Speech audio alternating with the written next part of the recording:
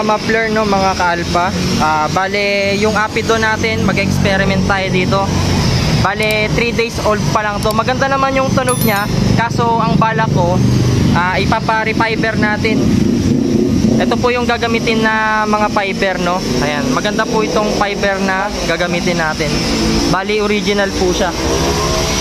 Tapos, magpapalagay na rin pala tayo ng bank sensor na Racing Monkey. So, nabili ko lang to sa Shopee. Nasa 100 plus lang to. Mga 180 yata. Bale, dito siya banda ilalagay, no. Para pagka gusto natin magpa-remap, naka-ready lang siya. Ayan. So, pakita ko yung buong proseso nito, no. Sa paglagay ng bank sensor tsaka pagre-refiber. Tignan natin kung maganda yung tunog niya. So bali may video na rin pala tayo ng unboxing tsaka sound check nitong Apido pipe natin na pang click. Ayan. Kung gusto nyong bumili mga ka-muffler, mga ka-alpha, mag-iwan ako ng link dyan sa baba, no, sa pin comment at dyan sa description box para pagka gusto ninyong umorder ay rekta Shopee na po kayo. Ayan. So sa mga gustong magpagawa mga ka-muffler, mga ka-alpha, punta lang po kayo dito sa shop namin sa Barangay Salapungan, Tarlac City. So along the highway lang po ito, MacArthur Highway. Tabi lang po ito ng solid sand. So pag may mga nakita kayong dump truck, katabi niya lang po ito, mga ka-alpha. Tsaka meron na rin po mga letter signage dyan, tsaka mga bumper na naka-display. Ayan, so dito ako na tayo, may mga rampa na rin tayo rito. So yan, bibigay na natin yung bank sensor. So bali dun sa banda ilalagay.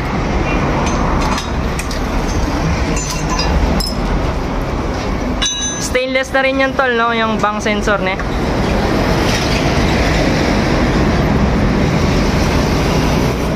So dito lalagyan na rin natin ng marka. Ayan. Bali, bubutasin po kasi yan, mga ka-muffler, mga ka-alpha.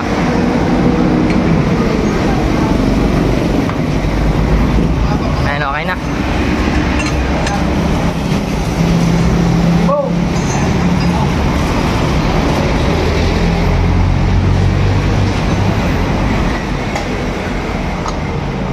Balitan na rin yung pwede yan.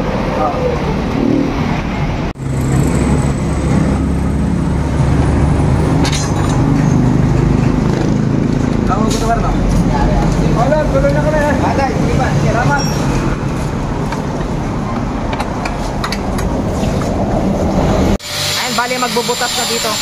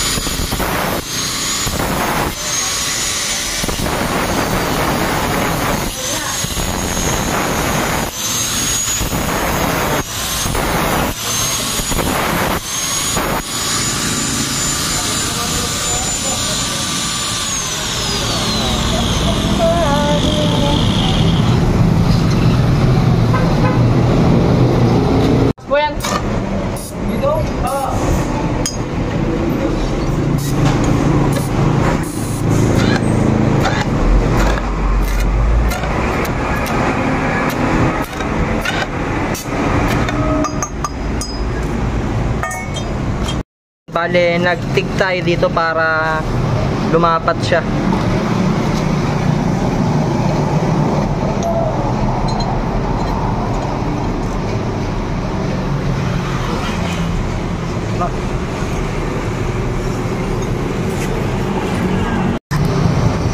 So bale, tig pala yung gamit natin na welding, yung pang stainless, para maganda po yung kakalabasan.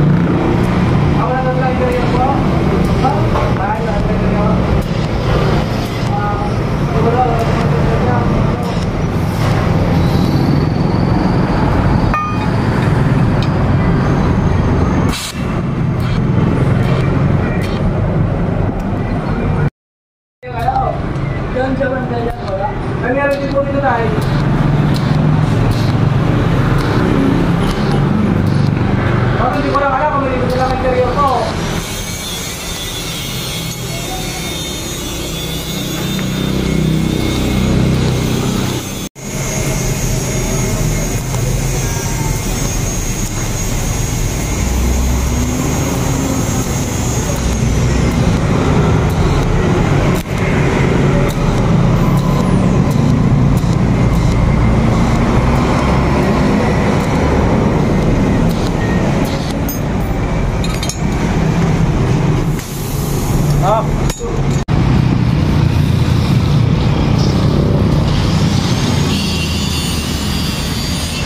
Ito nga, lilinisan na natin siya.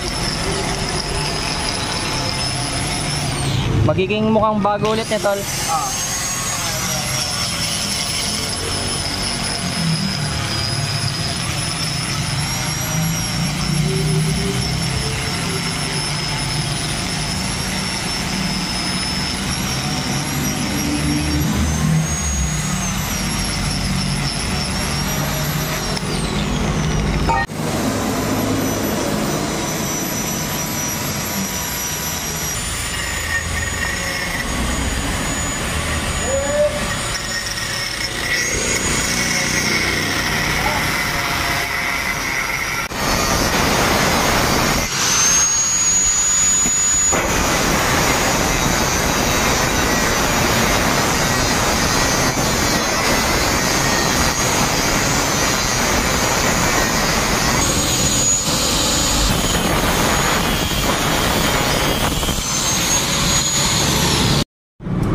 Pangit yung fiber na gamit nila, no?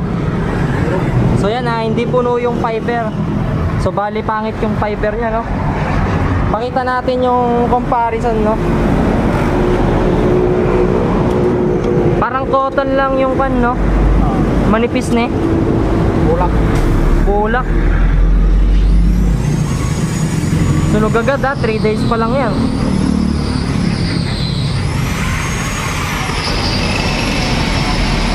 Ito, kunin ko nga to.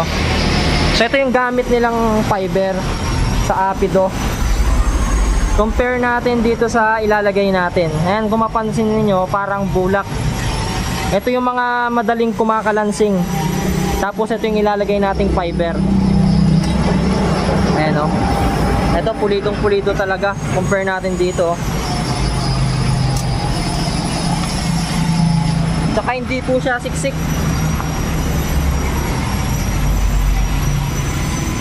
Eh, ganyan lang yung fiber. Sa konti na tol, no? Ito yung loob ng Apido. Binabapping na rin pala natin yung elbow. Pag nagpagawa po kayo dito, talagang pulido po ang gawa namin. Hindi po kayo magsisisi. Ayan, binabapping soap pa natin yung elbow.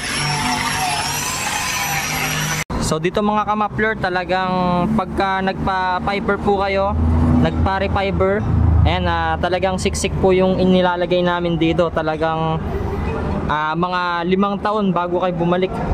Talagang sulit na sulit po yung binayad ninyo dito.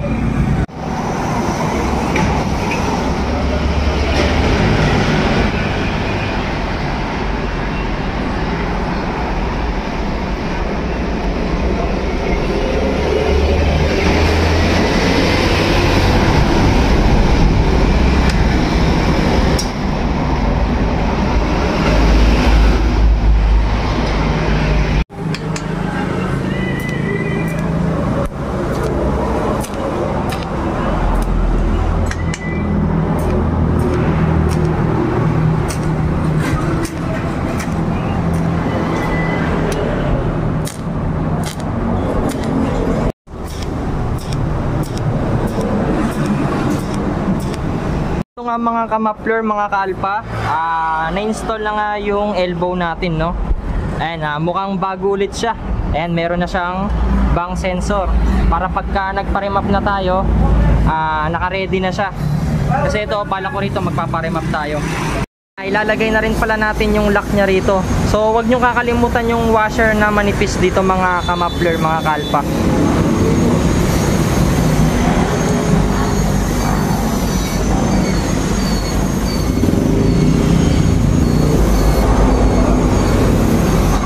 Higpitan nyo na lang ng allen to.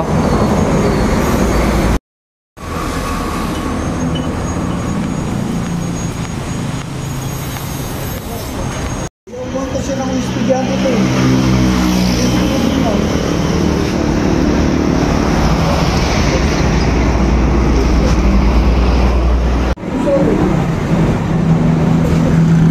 Napapalitan na rin natin yung emblem. Minodified din pala natin yung loob nito.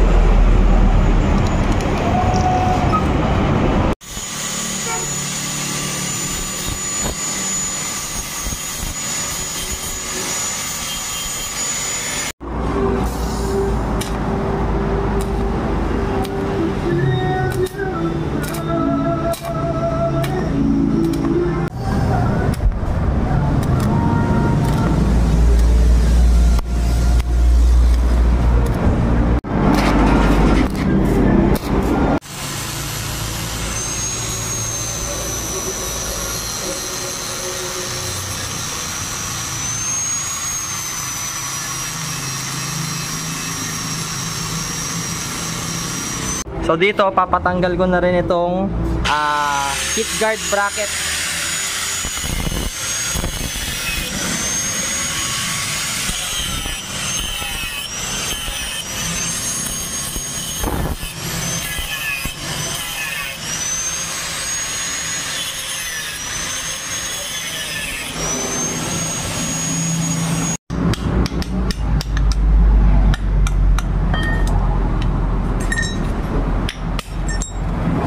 Hindi na natin kailangan to, tatapon na natin.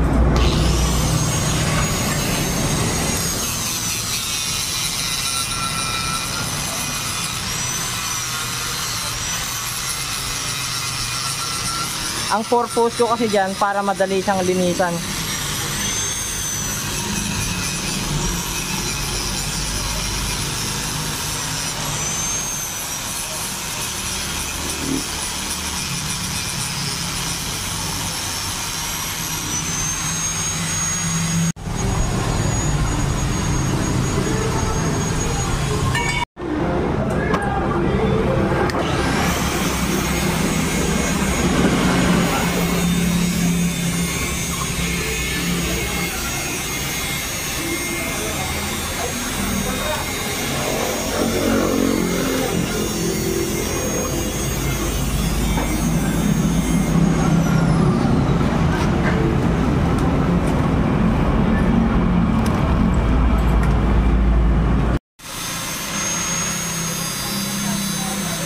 Mga kalpa, hindi full weld yung ginawa ng Apido, kaya madaling maputol yung pinagkakapitan ng boards sa may swing arm.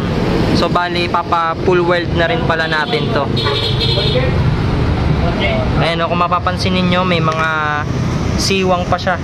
Bali ito lang yung na full weld. So ito ipo full weld na natin siya para matibay.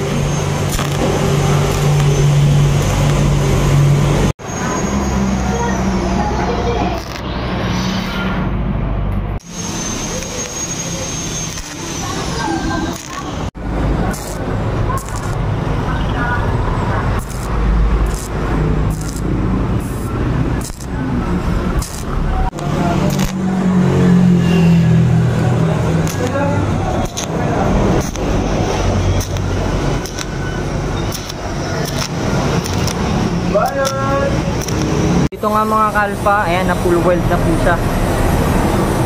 Wala na siyang mga siwang-siwang dito. Ito na nga pala yung itsura nung Apido pipe natin mga kamapler, mga kalpa. Ayan, pinalis na natin yung bracket. Tapos nagpa-spot na tayo dito sa bracket niya rin dito sa swing arm. Ayan. So bali, i-repaint na lang natin ulit dito ng high temp na samurai, yung kulay black.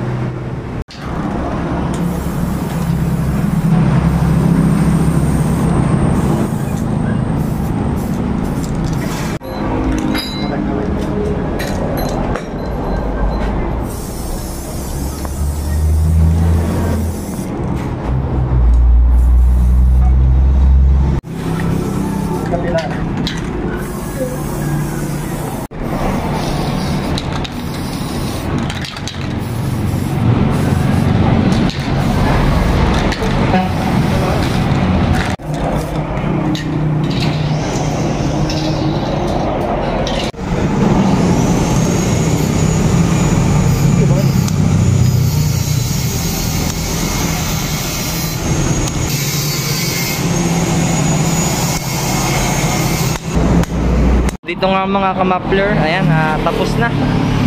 Maririnig nyo na rin yung sound check.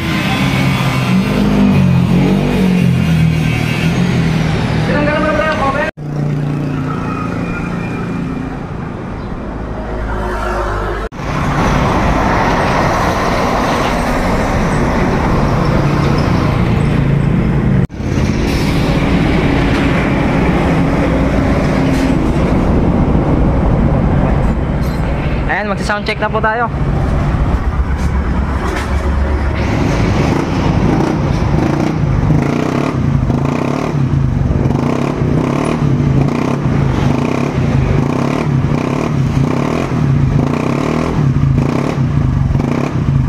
Ganda ng tunog, no?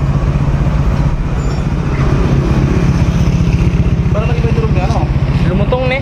Parang nag-iba. Compare mo dun sa cotton yung fiber niya, no? Hindi, may kalansing agad yun eh. Ito, ayos siya. Oo, ayos agad. Combine nga natin.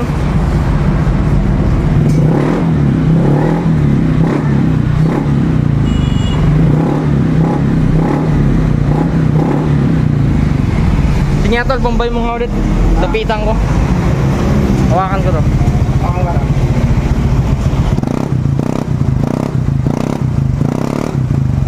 Huwag mong prepare. Huwag mong pepreno. Okay, beritin mo nga. Ayos, ang ganda. Ayan na mga kamapler, mga kalpa. Nirefiber natin yung Apido. Tapos ito yung ginawa natin, naglagay tayo ng bang sensor. Napakaganda na ng tunog. Quality. Ayos.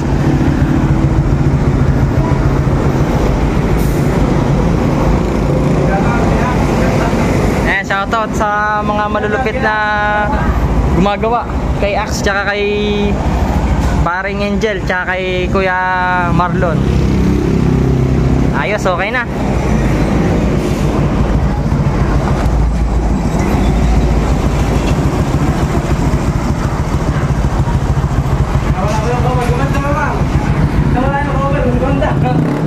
Kaya nga eh.